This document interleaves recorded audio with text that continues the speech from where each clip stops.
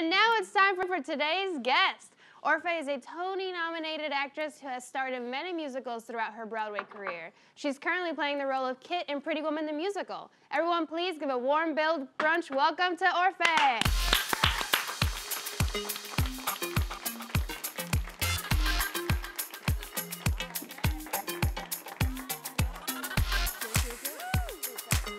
Hi, how are you? Oh my God, I love that. Oh, thank you, Yes. thank you. Yes.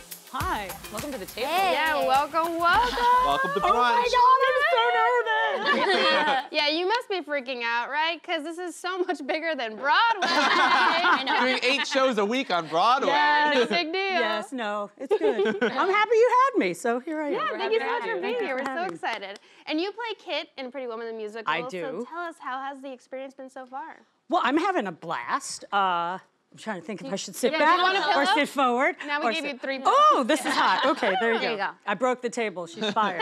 I'm having a great time. You know, this is my 5th movie to musical transfer.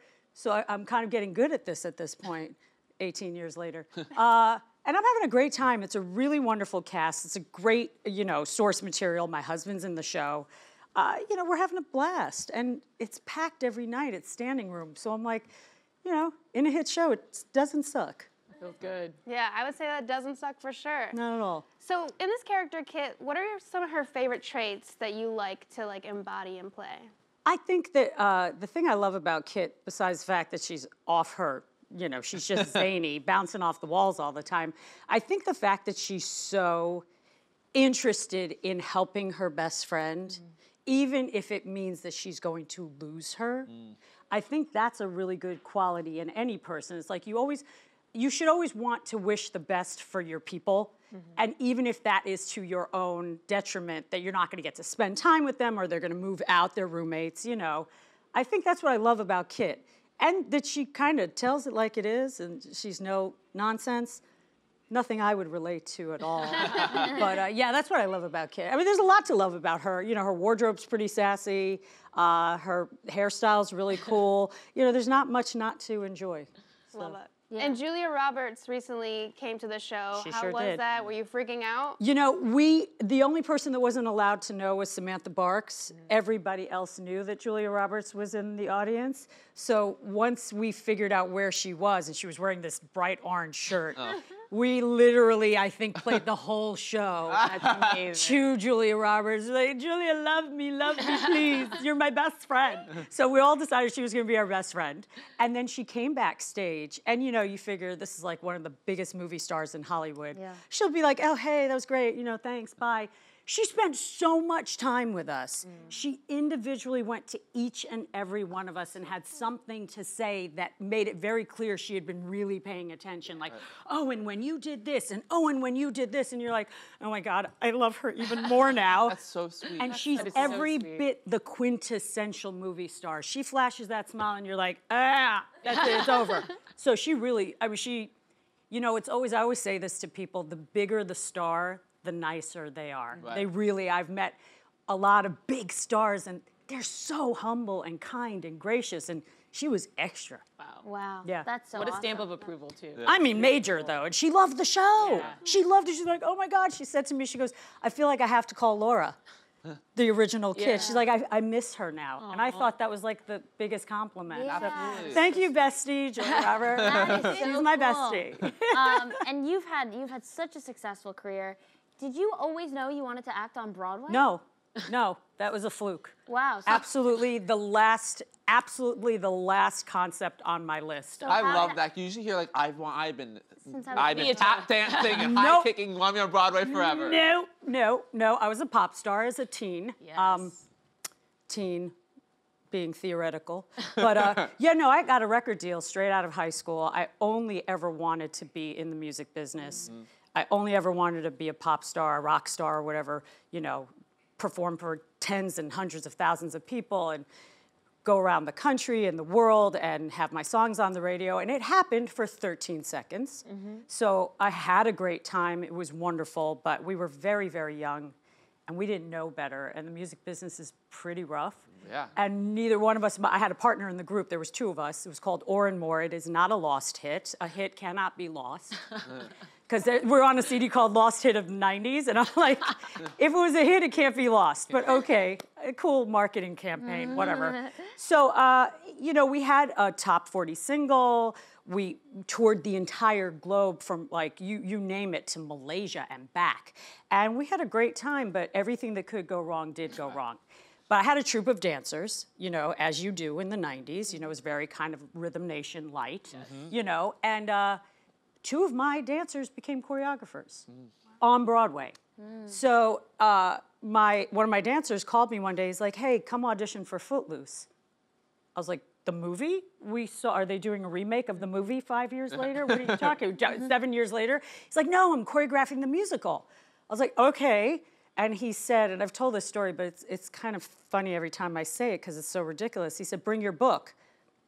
And I thought he meant to bring a book to read in the waiting room. He meant to bring a book to sing songs from. And I'm like, okay. And that's honestly, to make a very long story short, I know our time is limited, but that's how I wound up on Broadway. Wow. Because one of my dancers from my group, Or and More, his first gig after Or and More, and he had danced for CNC Music Factory, Snap, you know, every big 90s, you know, mega pop group, he became a choreographer. Wow. So what did you end up singing if you had Hitchhiker's Guide? I sang, and I always sang, and for years I sang Mariah Carey in my auditions. Especially If It's Over, which is something you only ever hear on Unplugged. So I had my Unplugged songbook. And I was like, put it in front of the pianist, and he was like, you didn't print these out in separate pages? I was like, no, you're gonna have to actually turn the page. Yeah, sorry. So I was like, yeah. So that's how I got into the Broadway world. That's a cool story. And so, you know, Footloose, Legally Blonde as well, and of course, Pretty Woman. I mean, you have worked on a lot of plays that have been film adaptations. Yeah. What is that like? Is there a pressure to reinvent the character, to please the audience? I think you have to please the audience because the shows we've done, in particular, Andy and myself, they're such big movies. These aren't little movies you might catch on late night TV and go, oh, I've never seen this movie. These are some of the biggest hit blockbuster movies of the last 3 or so decades.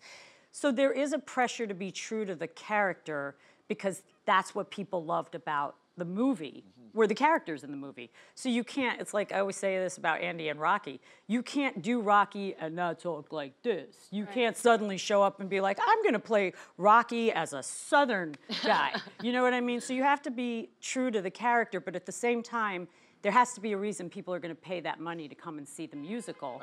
So you have to put your stamp on it. And I think that I've gotten really good at being able to negotiate both worlds, which is probably why they keep hiring me. Because they go, well, she's gonna give enough of what, you know, people like Julia Roberts saying, I miss Laura. So I obviously gave enough of that. And then you come and get like the Orfeh stamp, you know? And you mentioned that your husband, Andy Carl, is also in the... Olivier Award-winning Andy Carl. Yes. And you guys have worked together before. So is this something that you guys try to make happen, or did it just happen on accident? We do try to make it happen. It doesn't often happen. And there was a really long stretch of time that it didn't happen. So we put together a concert series. We do other things. So we always want to work together because, as I said, the last time I was lucky enough to be here, if we don't work together, we don't see each other. We really don't. It's completely... Some people love that in America. We really like each other. It's kind of crazy. And because of all the time we've spent apart, we miss each other. You know, so I know it sounds small to me. I'm sorry, but it's true. But do you have to find moments to not talk shop and just sort of separate it, or is that just part of the dynamic? No, I mean, it's part of the dynamic, but when we go home, there's so much other stuff to talk about, and we have 3 dogs, and it's always messy, and there's a lot of poop around. We love dogs here. You know, it sounds like fun. Yeah, there's just a lot to do, you know. Well, we mentioned Legally Blonde, and you, of course, played the iconic character Paulette, which you were nominated for a Tony for, which is incredible. Well, what an achievement for that. Thank you. What was it like being nominated for playing such a role that is so iconic for millions of people around the world? You know what's weird? You know, when it was all happening, it wasn't the phenomenon it is now. Right. So for it to be this crazy zeitgeist phenomenon. And anytime I walk out of the stage door, oh my God, Paulette changed my life. I'm in musical theater because of Legally Blonde. You go, what happened? Right. Because it wasn't happening at the time. So the fact that all these years later, like my being well known for something you did a long time ago is a blessing. It's just such a big gift.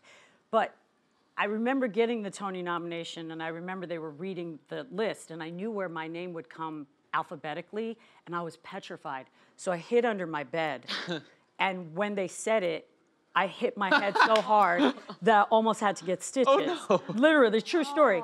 But I was so nervous. And, you know, now Andy's old hat, he's got 3 nominations. But at the time, it was like the first nomination in the Carl household. Right.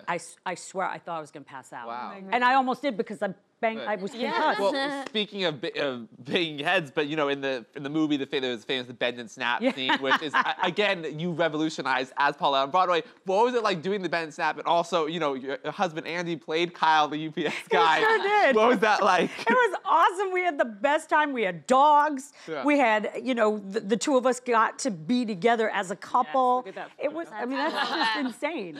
It's That so was cute. really it. Every time he walked in, I was like, oh yeah, he's hot. Yeah. Hey. Yeah, did you get to keep those costumes? I got to keep the boots. That works. He did not get to keep that costume. You're not allowed to do that Hey, with UPS, send the costume. Yeah. I think we can get one on Amazon. Yeah, right? You need it back. One of my pups has a UPS costume, so there you go. There you Yeah. go. Yeah. So cute. So awesome. Well, it's so great getting to talk to you. I Thank love you. it. This is so much Yeah, it's fun. so much fun. Thank you for asking Good. me. Thank you for Thanks coming. for being here.